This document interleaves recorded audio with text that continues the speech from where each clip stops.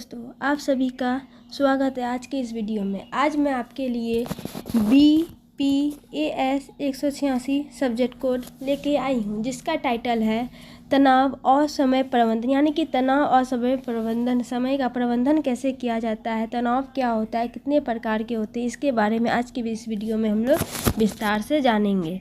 तो आप लोग ये वीडियो को अंत तक देखिएगा। जब तक आप लोग अंत तक देखेंगे नहीं, आप लोगों को समझ में आएगा नहीं। यह वीडियो आपके लिए बहुत ही महत्वपूर्ण होने वाला है, क्योंकि इसमें प्रेम सर के द्वारा सेलेक्ट 5 ईयर के PYQ के सबसे मोस्ट इम्पॉर्टेंट क्वेश्चन आंसर को लिया गया है। तो आप लोग इन सारे प्रश्नों की सही से प्रिपरेशन करके जाओगे तो मैं श्योर हूँगी कि आप लोग 100 में से 100 लिख के आओगे। यह video igloo June and December exam 2026 के लिए खास करके बनाया गया है। तो चलिए दोस्तों, हम लोग क्वेश्चन आंसर को ध्यान से समझने का प्रयास करते हैं। जब तक क्वेश्चन आंसर को ध्यान से समझेंगे नहीं, हमें समझ में आएगा नहीं। तो आइए चलते हैं क्वेश्चन की ओर। तो पहला क्वेश्चन है तनाव के स्वरूप और लक्षण की चर्चा की। यानी कि तनाव के स्वरूप क्या क्या है, उनके रूप कितने प्रकार के तनाव होते हैं, उसके लक्षण क्या है, इसके बारे में हमें जानना है। तो तनाव एक मनोवैज्ञानिक और शारीरिक अवस्था है। क्या ये एक मनोवैज्ञानिक विज्ञान की अवस्था है, शारीरिक अवस्था है, जो तब उत्पन्न होती है जब व्यक्ति पर बाहरी और आंतरिक दबाव उसकी सहन शक्ति से अधिक हो जाए। मतलब कि किसी व्यक्ति पर इतना दबाव बढ़ जाता है कि वो सह नहीं पाता, तब तनाव की स्थिति उत्पन्न होती है। यह जीवन की सामान्य प्रक्रियाओं का हिस्सा है। मतलब जीवन की एक सामान्य प्रक्रिया का हिस्सा है, लेकिन जब यह अत्यधिक हो जाता है तो व्यक्ति के मानसिक और शारीरिक स्वास्थ्य पर नकारात्मक प्रभाव पड़ता है। यानी कि तनाव जब अधिक हो जाता है ना, अत्यधिक व्यक्ति पर पहुँच पड़ता है, तब ना व्यक्ति के स्वास्थ्य पर नकारात्मक प्रभाव होता है, उसके तबीयत बिगड़ने रहते हैं। तो आइए जानते हैं कि तनाव के स्वरूप कितने प्रकार के होते हैं। तो तनाव के स्वरूप को मुख्यतः 3 प्रकारों में बांटा जा सकता है। कितने प्रकार में? 3 प्रकार में। पहला है सकारात्मक तनाव, दूसरा है नकारात्मक तनाव, इसके बाद है तीव्र तनाव। तो सकारात्मक तनाव क्या है? तो जो व्यक्ति को कार्य करने के लिए प्रेरित करता है, मतलब व्यक्ति को कुछ नया हमेशा करने के लिए, उसको कार्य में करने के लिए प्रेरित करे, तो वो सकारात्मक तनाव, वो अच्छा है। और नकारात्मक तनाव क्या है?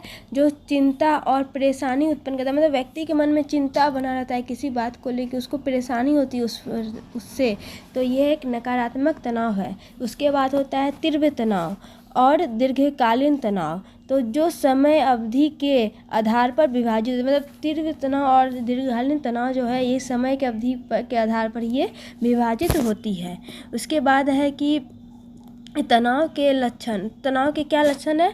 तो तनाव के लक्षण है शारीरिक, मानसिक और व्यवहारिक रूप से दिखाई देता है। मतलब कि ये शारीरिक लक्षण भी है, मानसिक भी और व्यवहारिक, तीनों रूप में ये दिखाई देते हैं। तो शारीरिक लक्षण में सिर दर्द, थकान, नींद की कमी, हृदय गति बढ़ना, पाचन संबंधी समस्याएं होती है। मानसिक लक्षण में, मतलब मानसिक लक्षण में क्या क्या है? चिंता, चिड़चिड़ापन, एकाग्रता की कमी और नकारात्मक सोच प्रमुख। मतलब कि वो नेगेटिविटी होता है, उसके मन में भर जाता है, नेगेटिव सोचने लगता है। उसके बाद होता है व्यवहारिक लक्षण। व्यवहारिक लक्षण में आएंगे सामाजिक दूरी बनाना, मतलब समाज से है ना दूरी बनाना शुरू कर देता है।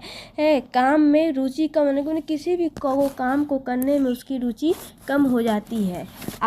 आक्रामकता और आदतों में बदलाव देखे जाता है। मतलब कि उसकी आदत में ना बदलाव होना दिखा देता है। इसके बाद सेकंड नंबर क्वेश्चन है कि एक संगठन में एक प्रशासक कर्मचारियों में समय प्रबंधन के कौशल की निगरानी और विकास में महत्वपूर्ण भूमिका निभाती है। यानी कि एक संगठन जो है, एक प्रशासक या कर्मचारी में जो समय का प्रबंधन होता है, उसके कौशल की निगरानी और विकास को कैसे महत्वपूर्ण भूमिका वो निभाते हैं, इसके बारे में हमें जानना है।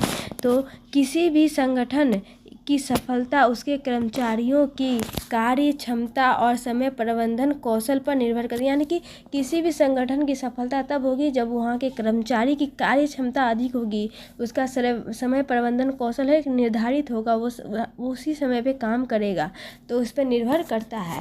तो इस समस्या में एक प्रशासक की भूमिका अत्यंत महत्वपूर्ण होती है, क्योंकि वह संगठन के कार्यों का समन्वय, निगरानी और दिशा निर्देशन करता है। यानी कि वो क्या करता है, संगठन के कार्य का समन्वयन करता है, उसकी निगरानी भी करता है, उसको दिशा का निर्देश देता है कि किस तरह काम करना है। तो उसके बाद है कि समय प्रबंधन का अर्थ क्या है। तो समय प्रबंधन का अर्थ यह है कि कार्यों को निर्धारित समय सीमा के भीतर प्रभावी ढंग से पूरा करना। कि एक समय सीमा है, उस समय सीमा के अंदर ही कार्यों को सही ढंग से उसको पूरा करना है। एक प्रशासक यह सुनिश्चित करता है कि कर्मचारी अपने समय का सही उपयोग कर और आवश्यक विलंब से बचे। मतलब कि अपने समय का एक अच्छी तरह से उपयोग करे और आवश्यक को विलंब से वो बचे। तो अनावश्यक मतलब उस जो आवश्यक नहीं है, अनावश्यक विलंब से वो बच सके। तो वह कार्य को की प्राथमिकता तय करता है और कर्मचारियों को समयबद्ध तरीके से कार्य करने के लिए प्रेरित, यानी कि समय के अंदर ही वो कार्य करने के लिए कर्मचारियों को वो प्रेरित करता है। इसके अलावा भी है तो प्रशासक कर्मचारियों में समय प्रबंधन कौशल विकसित करने के लिए प्रशिक्षण कार्यक्रम, मतलब कि उसके समय के कौशल को प्रबंधन करने के लिए कुछ कार्यक्रम जैसे प्रशिक्षण कार्यक्रम, कार्यशालाएं और मार्गदर्शन सत्र आयोजित कर सकता है। वह कार्य प्रदर्शन की नियमित समीक्षा करता है, मतलब कि कार्य एक नियमित नियम के रूप में उसकी समीक्षा करता है और आवश्यक सुधारात्मक सुझाव देता है। मतलब कि जहाँ आवश्यक को सुझाव देने का, सुधार करने के लिए वहाँ पे वो सुझाव देता है, जिससे कर्मचारी अपनी कार्य प्रणाली को बेहतर बना सके। मतलब कि कर्मचारी अपने कार्य प्रणाली को वो बेहतर सही ढंग से कर सके। तो प्रशासक एक अनुशासित कार्य वातावरण तैयार करता है, ठीक है, जहाँ समय की महत्व को समझा जाता है। मतलब कि वहाँ पे ना एक समय के महत्व को समझा जाता है, यानी कि समय के महत्व को समझना बहुत ही इम्पोर्टेंट है। तो और सभी कर्मचारी समय का सम्मान करते हैं सभी कर्मचारी समय का, जिससे न केवल उत्पादकता बढ़ती, मतलब कि उत्पादकता बढ़ती है न बल्कि संगठन के लक्षण भी समय पर प्राप्त होता है। मतलब कि संगठन के क्या लक्ष्य हैं उसके सही समय पे वो प्राप्त होते हैं। जैसे कि हमारा कुछ लक्ष्य है कि इस समय में हमको ये करना है, तो हमको समय का ध्यान में रख के वो काम करेंगे, कार्य करेंगे, तो उस समय तक आपका लक्ष्य पूरा हो जाएगा। तो यानी कि यहाँ पे कहा गया है कि समय को न ध्यान में रखकर समय के अंदर ही निर्धारित समय में ही हमें कार्य करना चाहिए। उसके बाद तीसरा कॉमन क्वेश्चन है कि कार्य अभिविन्यास कर्मचारियों के कार्य समापन को कैसे प्रभावित करते, कि कार्य अभिविन्यास जो है कर्मचारियों के कार्य को कार्य के संपादन जो है ना उसको कैसे प्रभावित करते हैं, इसके बारे में हमें जानना है। तो कार्य अभिविन्यास का अर्थ है क्या है इसका अर्थ, किसी कर्मचारी का अपने कार्य, जिम्मेदारियों और संगठन के प्रति दृष्टिकोण और मानसिकता, मतलब कि उसके समय के प्रति जो है उसके कार्य के प्रति क्या जिम्मेदारी है, संगठन के प्रति उसके दृष्टिकोण और मानसिकता महत्वपूर्ण रखते हैं। यह इस बात को दर्शाता है कि कर्मचारी अपने कार्य को कितनी गंभीरता और रुचि लगन के साथ करता है। मतलब कि कर्मचारी जो है ना अपने कार्य को कितने गंभीरता से ले रहा है, रुचि और लगन, अच्छे मन से वो कार्य को कर रहा है। कार्य अभिविन्यास कर्मचारियों के कार्य संपादन को सीधे और गहराई से प्रभावित वो सीधे और एक गहराई से वो प्रभावित करता है। तो यदि किसी कर्मचारी का कार्य क्या है, यदि किसी कर्मचारी का कार्य कैसे होता है, कार्य अभिविन्यास सकारात्मक होता है, ठीक है, तो वह अपने कार्य को कर्तव्य के रूप में स्वीकार करता है। मतलब अपने कार्य जो है ना, कर्मचारी को जो कार्य उसको एक कर्तव्य के रूप में वो स्वीकार करता है और उसे समय पर और गुणवत्ता के साथ पूरा करने का प्रयास है, कि निर्धारित समय में और अच्छे गुणवत्ता सही ढंग से वो पूरा करने का प्रयास करता है। ऐसे क्या होते हैं, कर्मचारी अधिक प्रेरित, जिम्मेदार और लक्ष्य उन्मुख होते हैं। मतलब कि अपने लक्ष्य को पूरा करने में सफल होते हैं, अपने लक्ष्य को निर्धारित करते हैं। तो इससे उनकी उत्पादकता बढ़ती है और संगठन को बेहतर परिणाम प्राप्त होता है। इसके विपरीत नकारात्मक और कमजोर कार्य अभिविन्यास वाले कर्मचारी अपने कार्य के प्रति उदासीन रहते हैं। मतलब कि जो नकारात्मक प्रभाव होता है, जो कमजोर कर्मचारी है ना उसके क्या होते हैं, वो प्रति उदासीन होते, उदास रहते हैं, वे समय पर कार्य को पूरा नहीं करते हैं, गलतियां अधिक करते हैं और उनमें जिम्मेदारी की भावना कम होती है। मतलब कि उन पर क्या होती है, जिम्मेदारी की भावना जो है ना कम होती है, जिससे कार्य संपादन प्रभावित होता है। जब वो अपने कार्य को सही ढंग से करेंगे नहीं, वो हमेशा उदासीन रहेंगे, तो इससे कार्य संपादन प्रभावित होगा ही। तो उसके बाद है कि कार्य अभिविन्यास टीम वर्क, मतलब कि कार्य जो है ना अभिविन्यास टीम वर्क, अनुशासन, आत्मप्रेरण और कार्य संतुलित को प्रभावित करता है। ये सारी चीज़ें एक सकारात्मक अभिविन्यास वाले कर्मचारी न केवल अपने कार्य में सुधार करता है बल्कि संगठन के समग्र विकास में भी योगदान, मतलब कि वो अपने कार्य में तो सुधार करता है।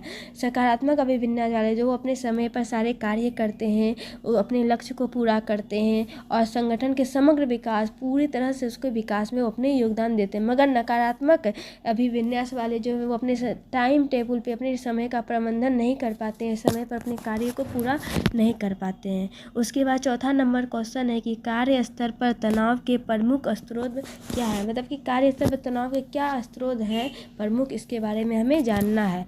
तो कार्य स्तर पर तनाव वह मानसिक और शारीरिक दबाव है जो कर्मचारी ही अपने कार्य वातावरण के विभिन्न परिस्थितियों के कारण अनुभव करता है, मतलब कि अपने कार्य के ना वातावरण के विभिन्न परिस्थितियों में क्या क्या परिस्थिति उसके कारण वो अनुभव करता है।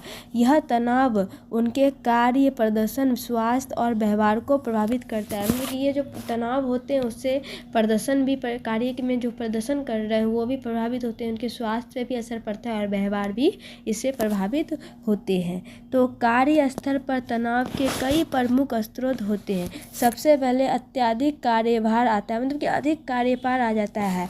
जब कर्मचारी को सीमित समय में बहुत अधिक कार्य करना पड़ता है, इससे मानसिक दबाव बढ़ जाता है, मतलब कि आपको कम समय में आपको ज़्यादा काम दिया जाए तो आप पे दबाव बढ़ जाता है। इससे क्या होती है, मानसिक पे असर पड़ता है। दूसरा कारण है कि समय सीमा का दबाव है, मतलब कि उसको ना समय सीमा का एक दबाव मिल जाता है जिसमें क्या होता है, कार्य को निश्चित समय में पूरा करने की बाध्यता, मतलब कि वहाँ पे एक समय दे दिया गया है, इस समय तक हमको कार्य को पूरा करना है, उसकी बाध्यता होती है।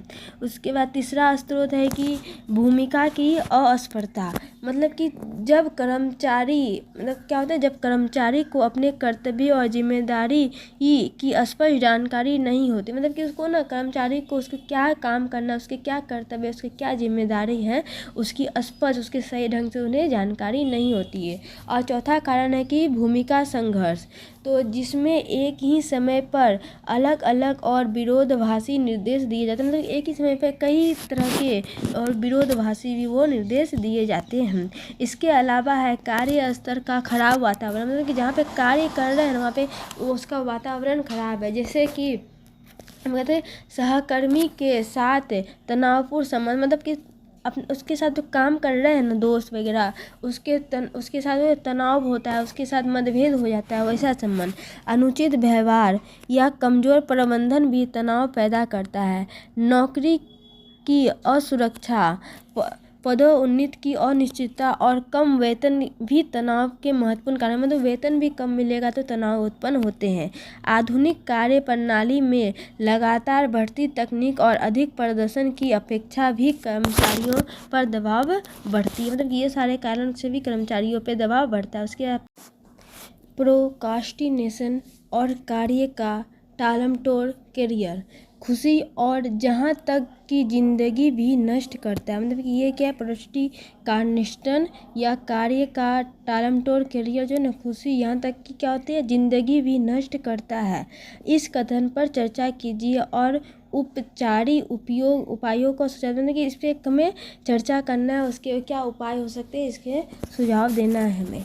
तो आइए चलते हैं आंसर की ओर। तो है प्रोक्रास्टिनेशन का अर्थ है किसी कार्य को समय पर करने के बजाय उसे बिना आवश्यक कारण के टालते रहना, मतलब कि उसको समय पर नहीं करके कोई वजह ना होने के कारण भी उसके मतलब कोई भी वजह नहीं है फिर भी उसको टालते रहना है बिना वजह के। तो यह आदत व्यक्ति के कैरियर, मानसिक शांति और जीवन की गुणवत्ता पर गंभीर नकारात्मक प्रभाव डालता है।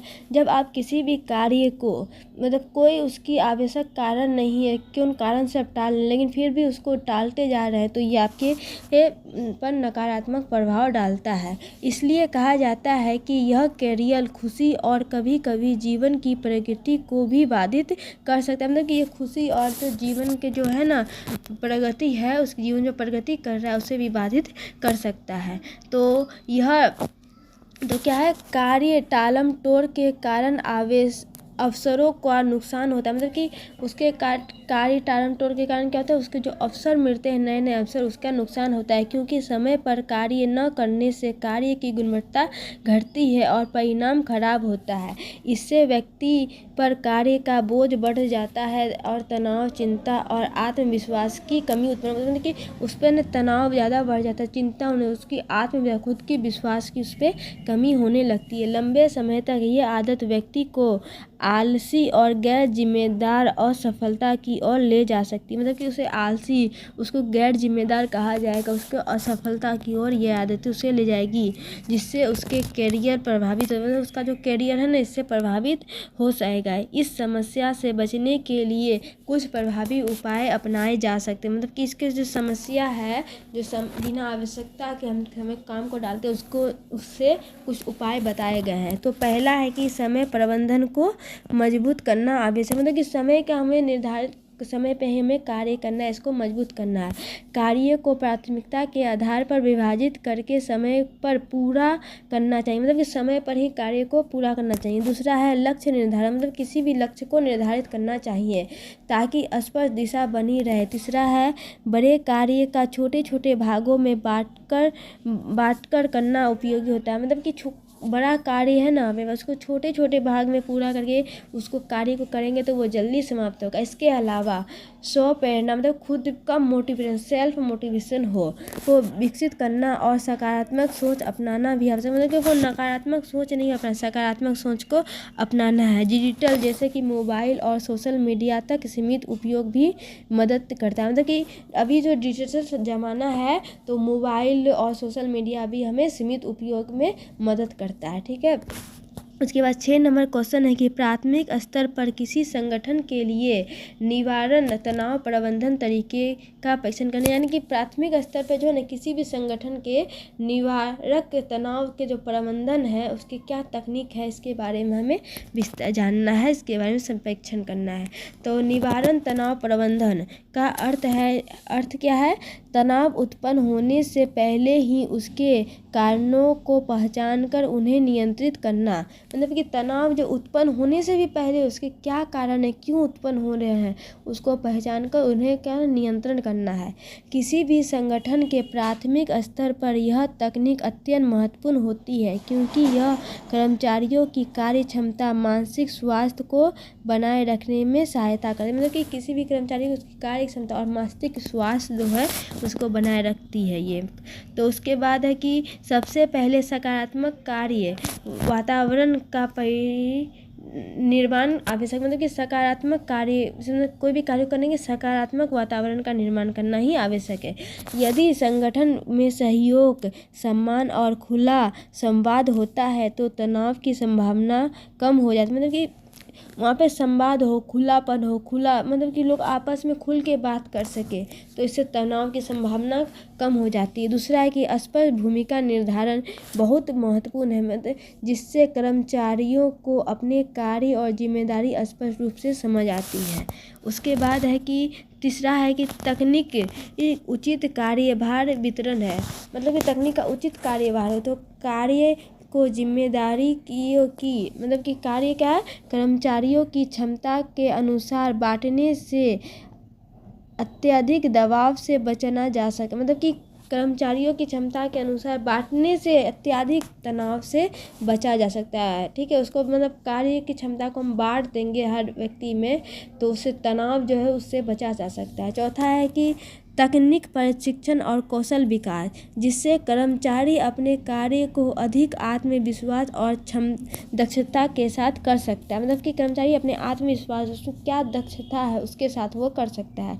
इसके अतिरिक्त समय प्रबंधन प्रशिक्षण, काउंसलिंग सेवाएं और स्वास्थ्य और कल्याण कार्यक्रम। तो यह भी तनाव रोकने में सहायक होते हैं। संगठन में नियमित फीडबैक और संचार प्रणाली भी तनाव को कम करने में महत्वपूर्ण भूमिका निभाते हैं। उसके बाद है कि समय प्रबंधन की प्रमुख तकनीकें कौन कौन सी, मतलब कि समय प्रबंधन की कौन कौन सी प्रमुख तकनीक है, इसके बारे में जानना है।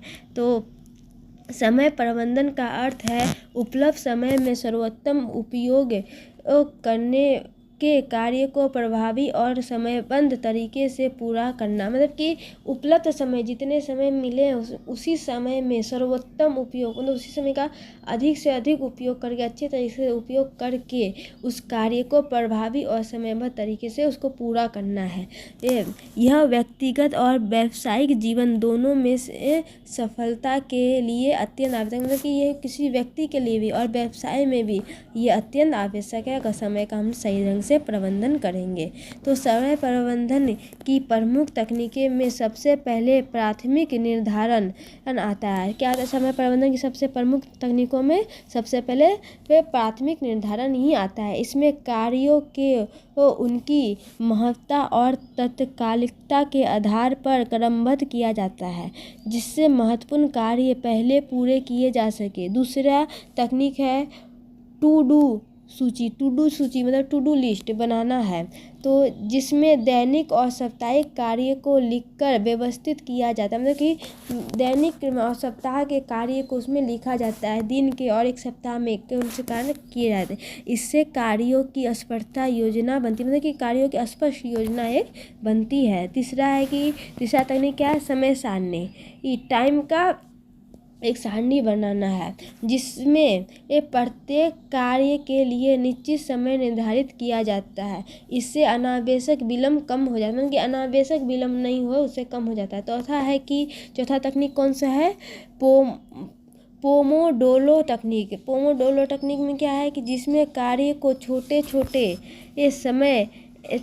समय अंतरालों में विभाजित करके किया जाता है। मतलब कि उसको कार्यों को तोड़ के छोटे छोटे टुकड़ों में विभाजित करके किया जाता है और बीच बीच में छोटे विश्राम लिए जाते हैं, जिससे एकाग्रता बनी रहती है। इसके अलावा है डिस्ट्रैक्शन से बचाव। मतलब डिस्ट्रैक्शन से बचाव जैसे मोबाइल, सोशल मीडिया और अनावश्यक गतिविधियों का सीमित करना भी महत्वपूर्ण है। लक्ष्य निर्धारण और स्व अनुशासन भी समय प्रबंधन को प्रभावी तकनीक है। मतलब कि इस समय का है ना सही ढंग से हमें प्रयोग करना है, ये कहना चाह रहा है। समय का हम सही ढंग से प्रयोग करेंगे तो अच्छी बात है।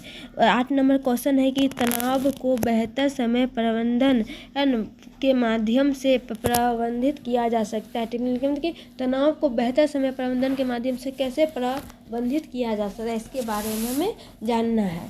तो यह कथन पूर्णतः सही है। ये जो ऊपर से कथन दिया गया है ये पूरी तरह से सही है। तो यह कथन पूर्णतः सत्य है कि तनाव को बेहतर समय प्रबंधन के माध्यम से काफ़ी हद तक नियंत्रण किया जा सकता है। आज के प्रतिस्पर्धात्मक और तेज जीवन में तनाव का एक प्रमुख कारण समय का सही उपयोग न करना है। मतलब कि तनाव का सबसे प्रमुख कारण क्या है? हम समय का सही रूप से उपयोग नहीं कर पा रहे हैं, सही समय पे हम काम नहीं कर पा रहे हैं, इसलिए हमें तनाव होता है, चिंता ज़्यादा हो जाती है। जब व्यक्ति अपने कार्य की योजना नहीं बनाता और या उन्हें समय पर पूरा नहीं करता तो काम का दबाव बढ़ जाता है, जिससे तनाव होता है। कि हम क्या होता है, हमें ना किसी भी कार्य को एक योजना बना के करना चाहिए, क्योंकि हम जब तक कार्य का योजना नहीं बनाएंगे तब तक हम कार्य को पूरा नहीं कर सकते, सही समय पर पूरा नहीं करते, जिससे हमें तनाव उत्पन्न होता है। तो उसके बाद है कि उचित समय प्रबंधन से व्यक्ति अपने कार्य को प्राथमिकता के आधार पर व्यवस्थित करता है। वह महत्वपूर्ण कार्य को पहले करता है और अनावश्यक कार्य को समय बर्बाद नहीं करता है। मतलब कि जो कार्य अधिक महत्वपूर्ण वो पहला करता है और जो कार्य आवश्यक नहीं उसके पीछे वो समय को बर्बाद नहीं करता है। इससे कार्य समय पर पूरा होते हैं और अंतिम समय की भागदौड़ से बचा जा सकता है, जो तनाव का बड़ा कारण होती है। इसके अलावा समय प्रबंधन व्यक्ति को संतुलित दिनचर्या अपनाने में मदद करता है, जिसमें काम, आराम और मनोरंजन के लिए उचित समय निर्धारित होता है। मतलब कि वो क्या काम भी करेंगे, आराम भी और मनोरंजन भी कर सकते हैं। तो यह मानसिक थकान को कम करता है और व्यक्ति को अधिक शांत और नियंत्रित बनाता है। समय प्रबंधन से आत्मविश्वास बढ़ता है। मतलब समय का सही समय से प्रबंधन करेंगे, उपयोग करेंगे तो हमारी आत्मविश्वास भी बढ़ेगी, क्योंकि व्यक्ति को यह विश्वास होता है कि वह अपने कार्य को समय पर पूरा कर सकता है, जिससे चिंता और तनाव कम हो जाता है। मतलब कार्य अगर हम सही समय पर पूरा कर लेंगे तो हमें चिंता भी नहीं होगा और तनाव कम होगा। उसके बाद क्वेश्चन है कि तनाव की प्रकृति और अवधारणा की बात करें कि तनाव की प्रकृति कैसी है, उसकी क्या अवधारणा है, उसकी व्याख्या करना है। तो तनाव एक मनोवैज्ञानिक और शारीरिक प्रतिक्रिया है जो क्या है तब उत्पन्न होती है जब व्यक्ति बाहरी और आंतरिक मांगें उसकी अनुकूल क्षमता से अधिक हो जाती है। मतलब कि व्यक्ति की बाहरी और आंतरिक मांगें जो है ना उसकी क्षमता से वो अधिक हो जाती है। यह जीवन की एक सामान्य और प्राकृतिक प्रक्रिया है जो व्यक्ति को परिस्थितियों के अनुसार प्रतिक्रिया देने के लिए प्रेरित करती है। तनाव की प्रकृति जटिल और बहुआयामी होती है। मतलब कि तनाव की कैसी प्रकृति होती है, जटिल होती है और एक बहुआयामी होती है। यह केवल नकारात्मक नहीं होता बल्कि कभी कभी सकारात्मक भी हो सकता है। मतलब कि तनाव ओनली नकारात्मक नहीं होते, यह सकारात्मक भी होते हैं। सकारात्मक तनाव क्या है, व्यक्ति को प्रेरित करता है और उसके प्रदर्शन को बेहतर करता है। मतलब सकारात्मक तनाव कैसे होते हैं, व्यक्ति को प्रेरित करेगा काम करने के लिए, कार्य करने के लिए, उसके प्रदर्शन को वो बेहतर करेगा। जबकि नकारात्मक तनाव चिंता, थकान और असंतुलन उत्पन्न करता है। तनाव की प्रकृति गतिशील होती है। तनाव की प्रकृति कैसी होती है, गतिशील होती है, अर्थात यह समय, परिस्थिति और व्यक्ति के अनुभव के अनुसार बदलती रहती है। व्यक्ति के अनुभव हो, उसकी जैसे अनुभव करेगा उसे वो बदलती रहेगी। तनाव की अवधारणा यह बताती है कि तनाव किसी बाहरी घटना का प्रत्यक्ष परिणाम नहीं है, बल्कि व्यक्ति की उस घटना के प्रति धारणा और प्रतिक्रिया पर निर्भर करता है। एक ही स्थिति अलग अलग व्यक्ति में अलग अलग स्तर पर तनाव उत्पन्न कर सकती है। मतलब एक ही स्थिति के अलग अलग व्यक्ति पर वो अलग अलग तरीके से तनाव को उत्पन्न कर सकती है। तो तनाव का प्रभाव व्यक्ति के शरीर, मन और व्यवहार तीनों पर पड़ता है। उसके शरीर पर भी पड़ेगा, उस व्यक्ति के मन पर भी, उसके व्यवहार, उसके मतलब वो बोल कैसे नहीं, ये सब पे भी पड़ेगा। यह हृदय गति, रक्तचाप, नींद और एकाग्रता को प्रभावित करता है। मतलब तनाव होगा तो आपको नींद की कमी होगी, हृदय की गति तेज हो जाएगी। ये लंबे समय तक तनाव रहने पर यह मानसिक स्वास्थ्य समस्याओं का कारण भी बन सकता है। मतलब अधिक समय तक तनाव रहेगा तो आपके स्वास्थ्य को हानिकारक प्रभाव डालेगा। उसके बाद 10 नंबर क्वेश्चन की समय प्रबंधन के अर्थ और महत्व की चर्चा की। मतलब कि समय प्रबंधन के क्या महत्व है, इसके क्या और इसके अर्थ क्या है, इसके बारे में हमें जानना है। तो टाइम मेजरमेंट, समय प्रबंधन का अर्थ है उपलब्ध समय में योजनाबद्ध, व्यवस्थित और प्रभावी ढंग से उपयोग करना, ताकि निर्धारित कार्यों को समय पर और बेहतर गुणवत्ता के साथ पूरा किया जा सके। मतलब कि समय को ना एक निर्धारित एक योजना, किसी भी कार्य करेंगे एक योजना बना के करेंगे तो सही समय पे ही पूरा होगा। इसमें कार्य को प्राथमिकता तय करना और समय सारणी बनाना, अनावश्यक गतिविधियों से बचना शामिल है। मतलब कि जो आवश्यक नहीं, अनावश्यक गतिविधि, उससे हमें बचना चाहिए।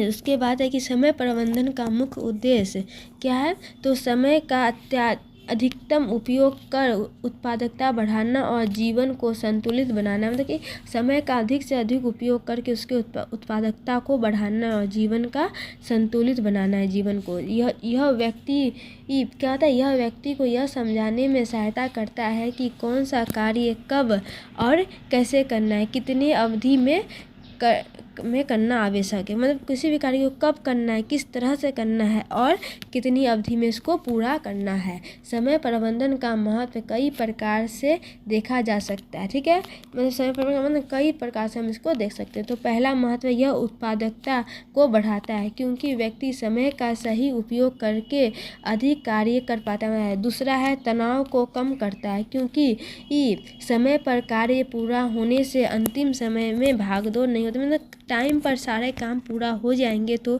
अंतिम समय जो भागदौड़ होते हैं जल्दी जल्दी काम का, वो तनाव नहीं होगा। तीसरा है समय प्रबंधन से आत्म अनुशासन और आत्मविश्वास विकसित होता है। चौथा है कि यह लक्ष्य प्राप्ति में सहायता करता है, क्योंकि व्यक्ति अपने उद्देश्य के अनुसार योजनाबद्ध तरीके से आगे बढ़ता है। इसके अतिरिक्त यह कार्य और व्यक्तिगत जीवन के बीच संतुलन बनाए रखने में भी मदद करता है। इससे क्या होता है, जिससे जीवन अधिक व्यवस्थित और संतोषजनक होता है। मतलब कि समय को हम सही रूप से प्रयोग करेंगे तो जीवन एक व्यवस्थित रूप से चलेगा और संतोषजनक खुशहाल होगा बनाता है। तो उसके बाद है कि क्वेश्चन 11 नंबर है, सामान्य अनुकूलन संलक्षण के वर्णन कीजिए तथा उसके विभिन्न प्रकारों का व्याख्या करें। मतलब कि सामान्य अनुकूलन के संलक्षण क्या कौन से हैं, उसका वर्णन करना, उसके कितने प्रकार हैं, उसके बारे में हमें जानना है, विभिन्न प्रकार।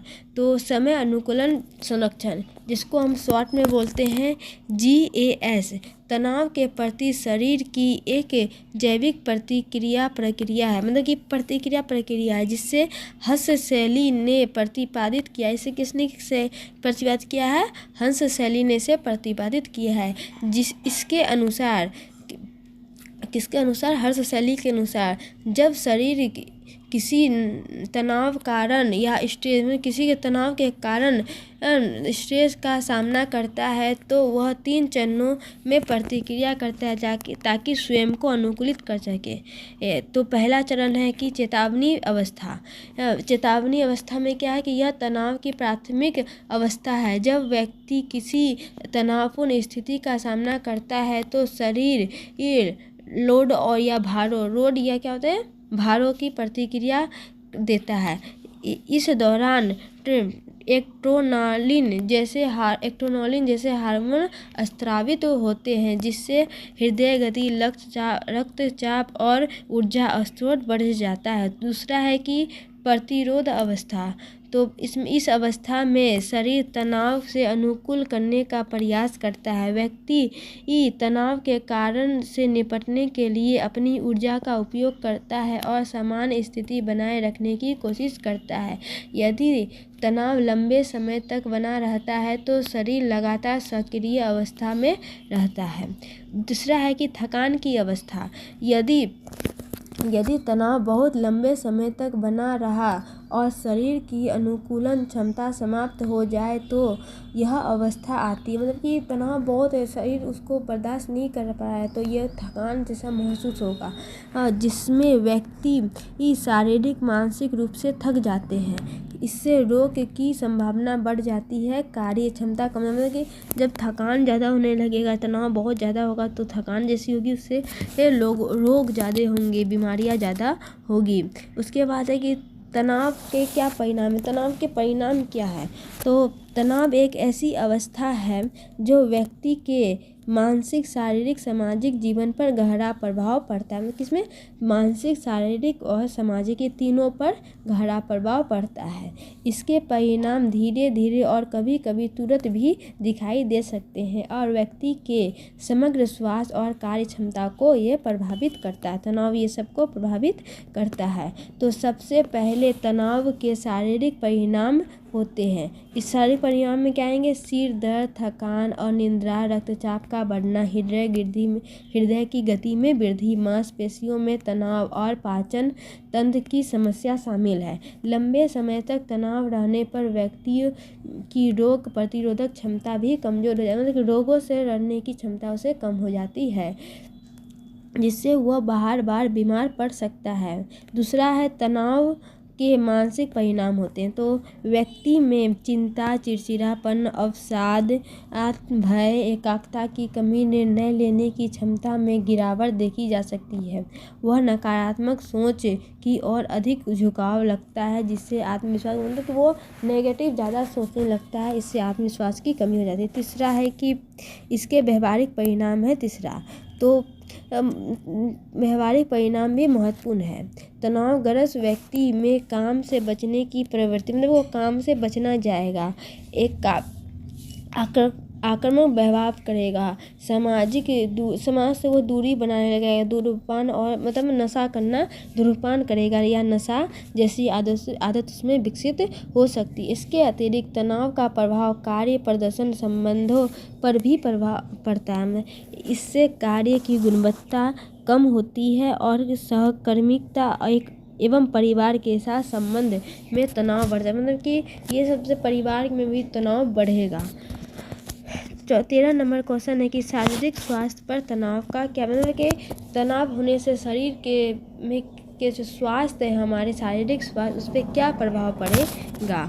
तो तनाव का प्रभाव केवल मानसिक स्थिति तक ही सीमित नहीं रहता, बल्कि व्यक्ति के शारीरिक स्वास्थ्य पर भी गंभीर रूप से प्रभावित करता है। मतलब कि केवल मस्तिष्क को ही तनाव प्रभावित नहीं रहता, शारीरिक स्वास्थ्य को भी ये प्रभावित करता है। लंबे समय तक तनाव में रहने से शरीर की सामान्य कार्य प्रणाली असंतुलित हो जाती है। सबसे पहले तनाव हृदय प्रणाली को प्रभावित, तनाव जो होगा ना, सबसे पहले आपको हृदय की प्रणाली को यह प्रभावित करेगा, जिससे हृदय गति रक्तचाप बढ़ जाता है।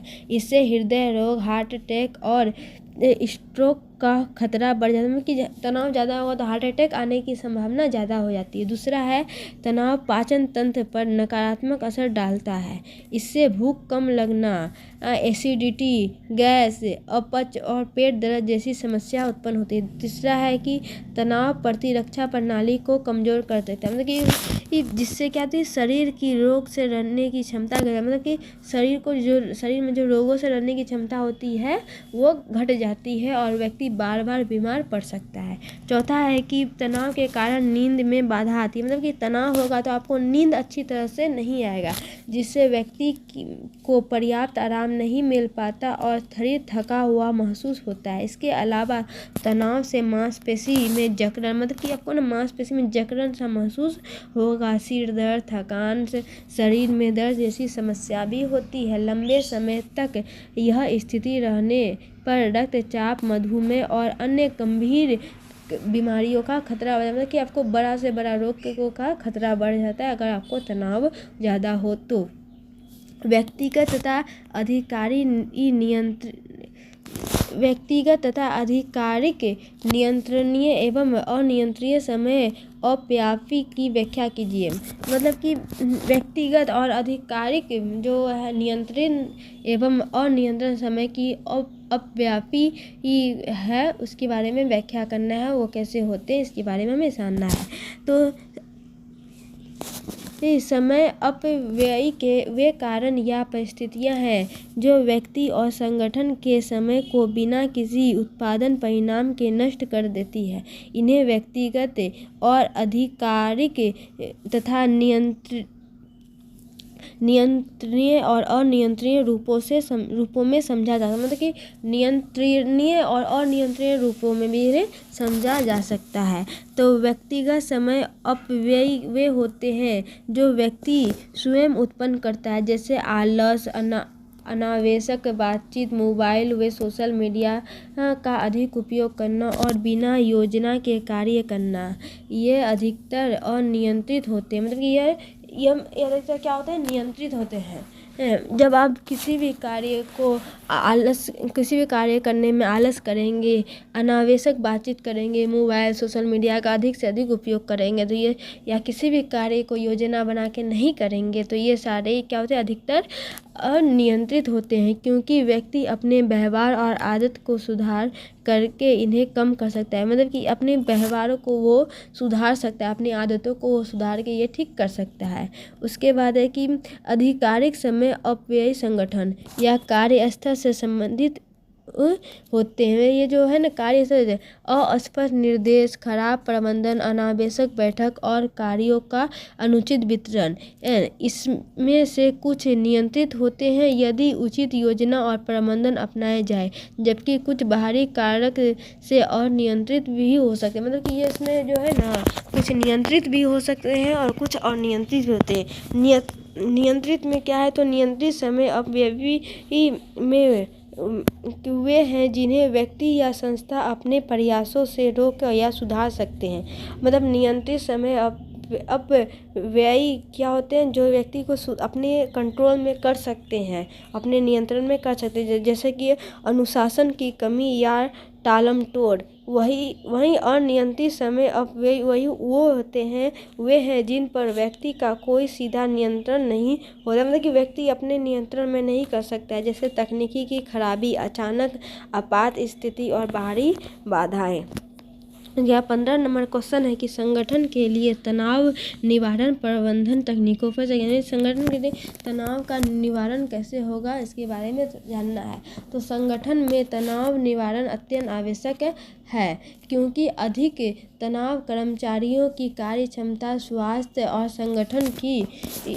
संगठन की उत्पादकता को प्रभावित करता है। इसलिए विभिन्न प्रभावी प्रबंधन अन्य तकनीकों का उपयोग किया जाता है। सबसे महत्वपूर्ण तकनीक सकारात्मक कार्य वातावरण का निर्माण है, जहां कर्मचारियों के बीच सहयोग, सम्मान और विश्वास का माहौल हो। इससे मानसिक दबाव कम होता है। दूसरी उचित कार्यभार वितरण है।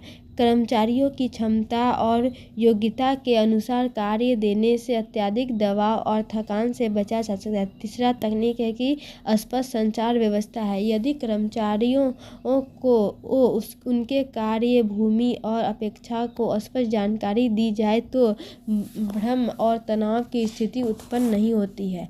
चौथा है कि तकनीक प्रशिक्षण और कौशल का विकास, जिससे कर्मचारी अपने कार्य को अधिक आत्मविश्वास और दक्षता के साथ कर पाते हैं। इससे तनाव कम होता है। पांचवा तकनीक काउंसलिंग मानसिक सहायता है। तो इसमें कर्मचारियों की समस्या को समझकर उन्हें मनोवैज्ञानिक समर्थन दिया जाता है। इसके अतिरिक्त आराम और मनोरंजन की सुविधा, जैसे रोग, ध्वनि, खेल और ब्रेक टाइम कर्मचारियों के मानसिक संतुलन को बनाए रखने में सहायक होती है। अंत में प्रेरणा, पुरस्कार और मान्यता प्रणाली कर्मचारियों के मनोबल को बढ़ाती है, मतलब कि उसको कर्मचारियों को प्रेरणा दी जाती है, उन्हें पुरस्कार दिया जाए तो कर्मचारियों के मनोबल इससे बढ़ते हैं और कार्य के प्रति सकारात्मक दृष्टिकोण विकसित होता है।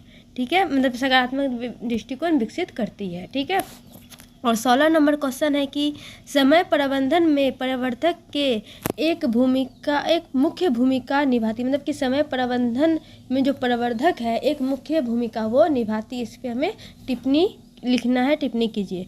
तो यह कथन पूर्णतः सत्य है। जो कथन ऊपर में समय प्रबंधन में प्रवर्तक एक मुख्य भूमिका निभाती है, यह कथन पूर्णतः सत्य है कि इस समय प्रबंधन में प्रवर्तक एक मुख्य भूमिका निभाता है।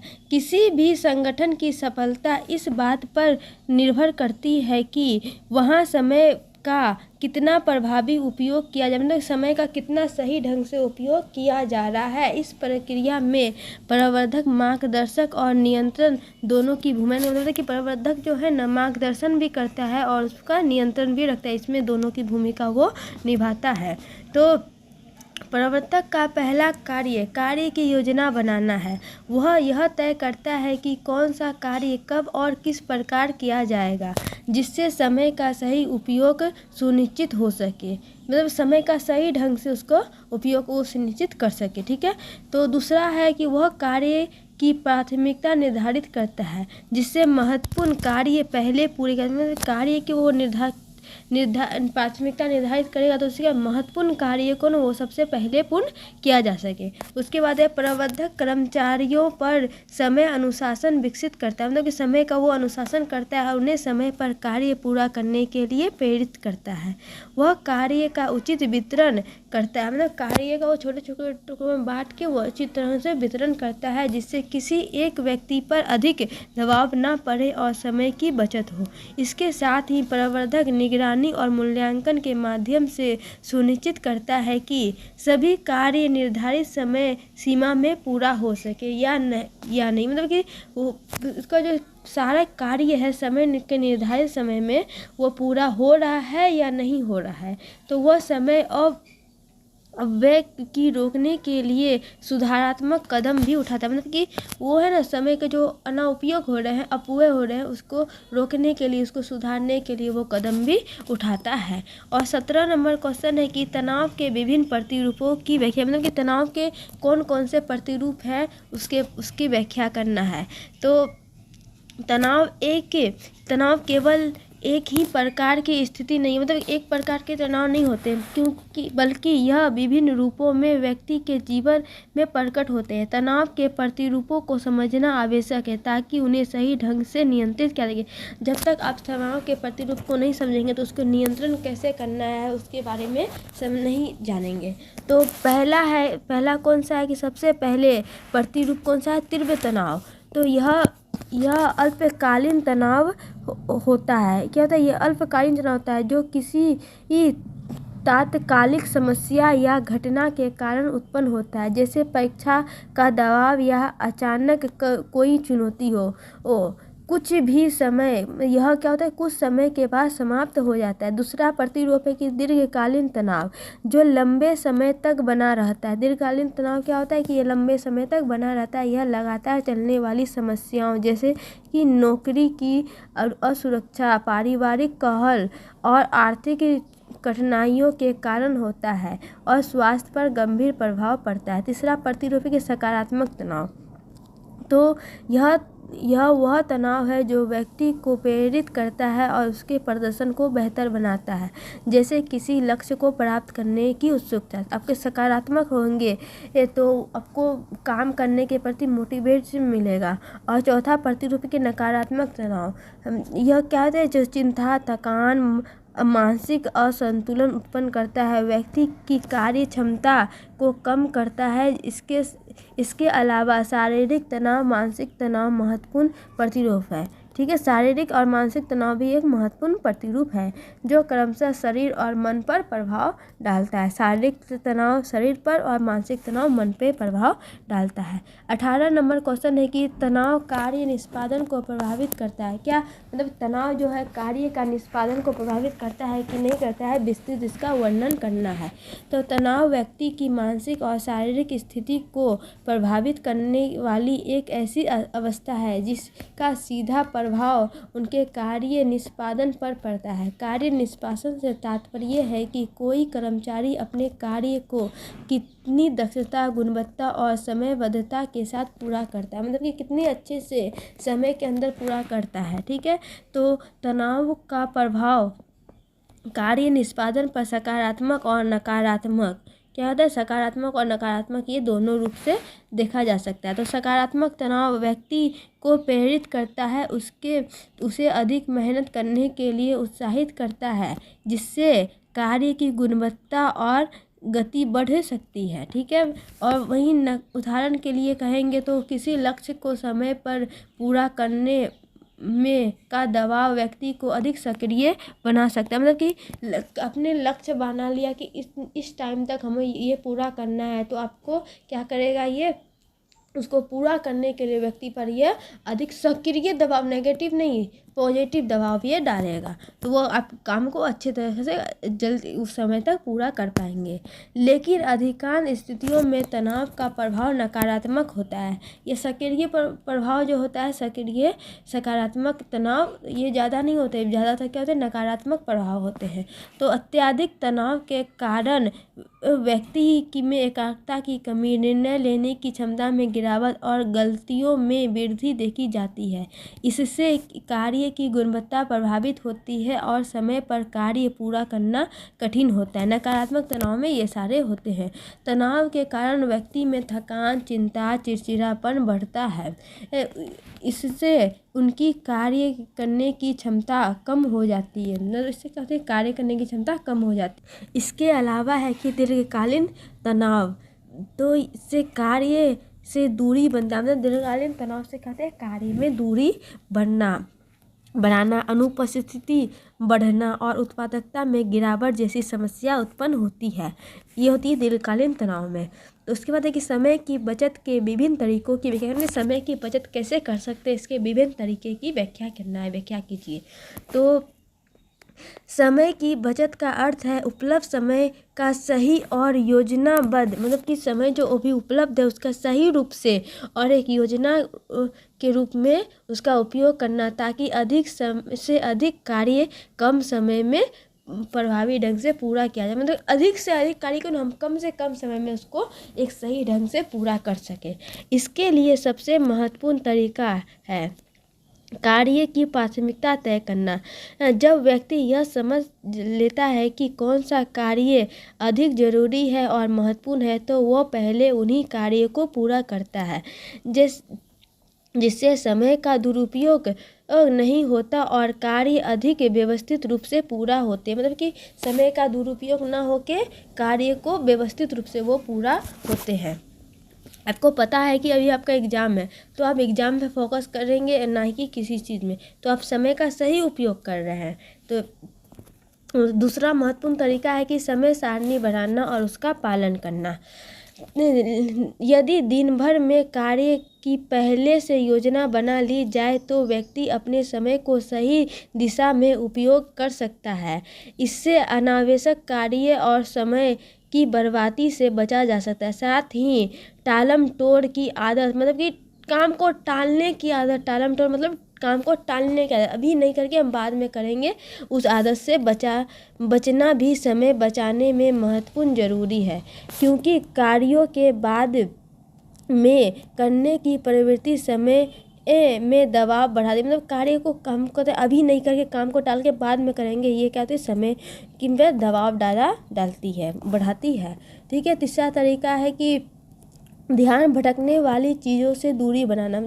जो भी चीज़ आपको ध्यान भटका रही है तो उससे तुम्हें दूरी बनाना है और तकनीक का सही उपयोग करना है। मोबाइल, सोशल मीडिया और अनावश्यक बातचीत से बचकर समय की बचत की जा सके। मतलब कि हम जो हो गया मोबाइल खोल के रील्स देखना चालू कर लिए, इंस्टाग्राम चला, सोशल मीडिया में ज़्यादा घुस गए और अनावश्यक बात जो ज़रूरी नहीं है फिर भी बातचीत में लगे, ये सबसे बच के भी हमें समय की बचत कर सकते हैं।